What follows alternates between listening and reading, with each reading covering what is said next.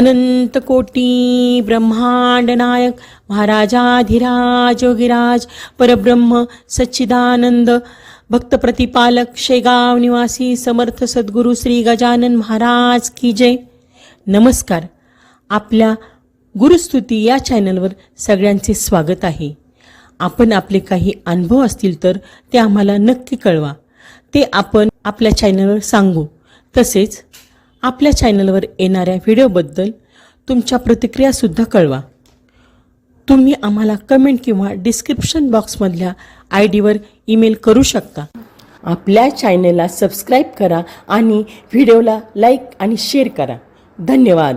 हा अनुभव आहे औरंगाबाद येथून सौ अंजली पट्टलवार या ताईंचा. ताई म्हणतात, श्री गजानन स्वामी समर्थ. जय गजानन. आमच्या लहानपणी आम्ही ज्या घरी राहत होतो त्या आमच्या घरमालकाकडे गजानन महाराजांचा प्रगट दिन फार मोठ्या प्रमाणात केला जाई. घरमालकीनबाई गजानन विजय पारायण करीत असायच्या. त्यांनी आमच्या आईला सांगितलं की तुमच्या मुलांना तुम्ही गजानन महाराजांची प्रार्थना करायला सांगा, गजानन विजय वाचायला सांगा, त्यांचं आयुष्यात भलं होईल. आमच्या आईनं त्या घरमालकीनबाईचं ऐकलं आणि आम्ही आमच्या आईचं ऐकलं. गजानन महाराजांच्या कृपेने खरंच जीवनात भलं झालं. मी 8व्या वर्गात होते तेव्हापासूनच माझं गजानन विजयाचं पारायण सुरू झालं. आजपर्यंत अनेक पारायणं झालीत. समाधी मंदिराला अनेक प्रदक्षिणा झाल्यात. गजानन महाराजांनी अनेकदा अनुभव गाठीशी बांधून दिलेत. गजानन विजयच्या 20व्या अध्यायात महाराज समाधीस्थ झाल्यानंतर एका प्रसंगाचं वर्णन आहे, ज्यात भाऊ कवर खामगावहून शेगावला येऊन शेगावहून तेल्हाऱ्याला जाण्यासाठी निघतात. तेव्हा बाळाभाऊ त्यांना म्हणतात, तुम्ही प्रसाद घ्या, आज व्यतिपात आहे, तेव्हा उद्या तेल्हाऱ्याला जा. मात्र या म्हणण्याकडे दुर्लक्ष करून भाऊ कवर लगेच तेल्हाऱ्यासाठी बैलगाडीनं जाण्यासाठी निघतात. शेगावची सीमा ओलांडतानाच वाटेत गाडीचा रस्ता चुकतो. पोथीतील वर्णनाप्रमाणे तो चमत्कार ऐसा झाला, तेल्हाऱ्याचा रस्ता चुकला. म्हणता झाला गाडीवाला, साहेब रस्ता चुकला. ते ऐकून कवराला आश्चर्य वाटले मानसी. हे ऐकून भाऊ कवर गाडीवाल्याला रागवतात. तेव्हा तो म्हणतो, साहेब मी नेहमीच तेल्हाऱ्याहून इथे येतो, वाटेल तेव्हा गाडी हाकतो. मला रस्ता अगदी पाठ आहे. गाडीचे बैलही कुठे चुकीचे वळले नाहीत. मात्र हेच कसे झाले, का झाले माहीत नाही. आता पुढे मात्र वाट बंद आहे. त्यानंतर भाऊ कवर पुन्हा शेगावला परत येतात. वास्तविक गाडीवाल्याला रस्ता व्यवस्थित माहीत होता. कुठलीही वेळ त्याला नवीन नव्हती. जनावराच्या बाबतीत बोलायचं तर नेहमीचा रस्ता असेल तर जनावर रस्ता चुकत नाही, पण तरीही घडलं.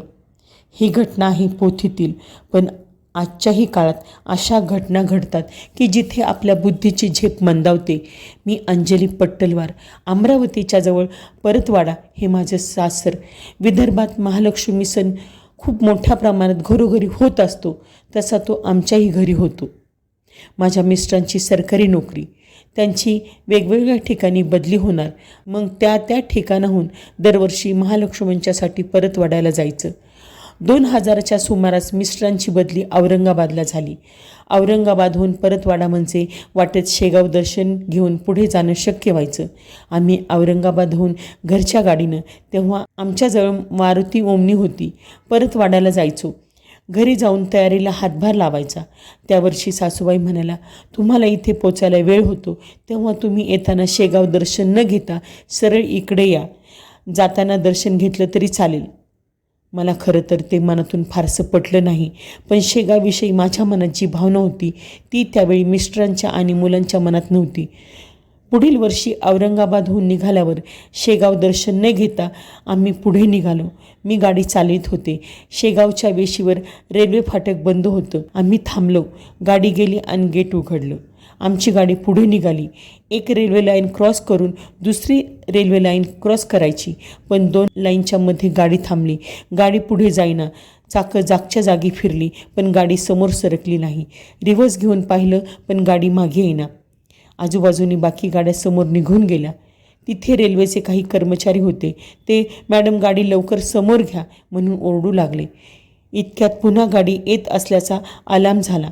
आता पुन्हा गेट बंद होण्याची वेळ आली. आम्ही गाडीसह मध्येच आणि आता गाडी येणार या कल्पनेनं व आता काय होणार या कल्पनेने जीवाचा थरकाप झाला. मी गजानन महाराजांचं स्मरण सुरू केलं. तेथील रेल्वे कर्मचारी व अन्य काही लोक गाडीजवळ धावत आले. आम्ही खाली उतरलो आणि अक्षरशः 8-9 लोकांनी गाडी तिथून उचलून बाजूला केली. आम्ही मागे वळून पाहिलं. 2 रेल्वे लाईनच्या मध्ये दोन्ही टायरच्या जागी जमिनीवर काळ्या खुणा दिसत होत्या. सर्वांचे आभार मानून आम्ही गाडीत बसलो. गाडी सुरू केली. गाडी सुरू झाली आणि चक्क परत वाड्याला व्यवस्थित जाऊन पोहोचली. नंतर मी झाल्या घटनेविषयी एका मेकॅनिकलशी चर्चा केली. तो म्हणाला, Maruti omni rear wheel drive आहे. मागील चाक 2-2.5 इंच खड्ड्यात असेल तर असं होणं शक्य आहे.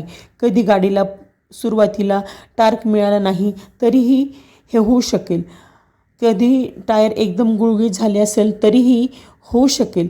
पण या तिन्हीपैकी काहीच शक्य नव्हतं. त्या गाडीनं ती जागा त्याआधी कधीच ओलांडली होती आणि ड्रायव्हरला म्हणजे मला गाडी चालवण्याची सवय होती. तरी हे असं झालं. मग माझ्या मैत्रिणीशी झालेल्या चर्चेतून आम्ही दोघींनी एक गोष्ट ठरवली की कारण काही असो यापुढे शेगाव ओलांडत असताना निदान गादीचं दर्शन घेऊन कळसाला नमस्कार करायचा आणि पुढे निघायचं. माझ्या या म्हणण्याला मुलांनी आणि मिस्टरांनी होकार भरला. परतीच्या प्रवासात अर्थातच हे सर्व महाराजांना कथन करून हात जोडले. झाल्या प्रसंगातून मुलांच्या आणि मिस्टरांच्या मनात शेगाविषयी श्रद्धा निर्माण झाली आणि पुढे महाराजांनी अजून एक प्रसंग घडवून ती श्रद्धा अधिकच बळकट केली. माझे मिस्टर गव्हर्मेंट पॉलिटेक्निकल कॉलेजला लेक्चरर होते. नंतर त्यांचं प्रमोशन होऊन ते रत्नागिरीला प्रिन्सिपॉल म्हणून नियुक्त झाले. या लोकांची साधारण दर 3 वर्षांनी बदली होते. ही बदली जून-जुलै महिन्यात मंत्री महोदयाच्या स्वाक्षरीने होते. तसा रितसर प्रस्ताव होऊन हे सर्व होत असतं. मी आणि मुलं आम्ही औरंगाबादला. मुलांचं 10वी-12वीचं वर्ष हे दूर कोकणात रत्नागिरीला. तिकडे यांना 3 वर्ष होऊन गेलीत. घरी महत्त्वाची जबाबदारी असल्यानं आणि कायद्याप्रमाणे शक्यही असल्यानं मला मिस्टरांचं घराकडे जवळून लक्ष असल्याचं बरं वाटू लागलं. म्हणून मी मिस्टरांना तसं म्हटलं. तेव्हा त्यांनी मंत्री महोदयांच्याजवळ चौकशी केली.